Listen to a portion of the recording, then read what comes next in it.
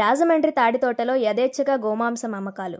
సుమారు 2 టన్నుల గోమాంసం నిల్వలు పట్టుబడ్డాయి. ఇక్కడి నుండి రాజమండ్రి మరియు తూర్పుగోదావరిలో హోటళ్లకు సరుకు వెళుతుందని సమాచారం. Animal rescue organisation Kakinada Gopal, Surabattula, Dinesh Vaishnav ఈ సోదా నిర్వహించినట్లు పోలీసులు తెలిపారు.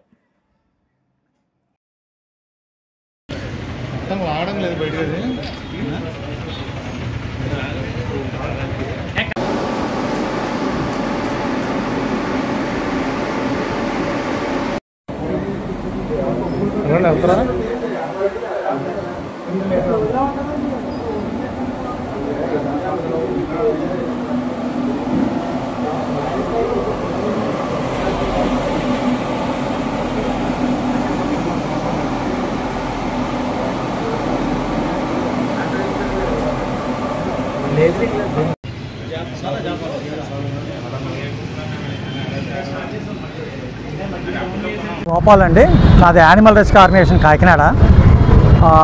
మాకు వచ్చిన సమాచారం మేరకు చుట్టుపక్కల అనధికారికంగా నిర్వహిస్తున్న అక్రమ కబేళాల నుంచి మాంసాన్ని తీసుకొచ్చి ఇక్కడ ఈ తాడితోటలో ఉన్న ఒక భవనంలో ఇల్లీగల్గా ఫ్రీజర్ చేస్తూ అది ఇతర రాష్ట్రాలకు ఎగుమతి చేయడం అనే ఇన్ఫర్మేషన్ వచ్చింది.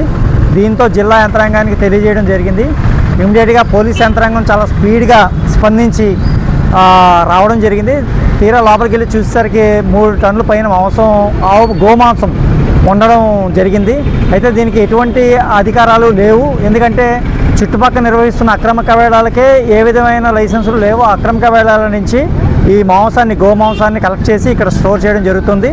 దీనికి కూడా ఎటువంటి అనుమతులు లేవు.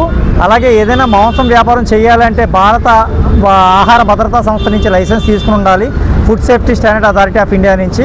అలాగే ఇక్కడ ఈ బీఫ్ని ద్వారా వచ్చే వాటర్ని, బ్లడ్ని అంతా కూడా సైడ్ కాలంలో వదులుతున్నారు. అది కూడా పర్యావరణానికి ముప్పు.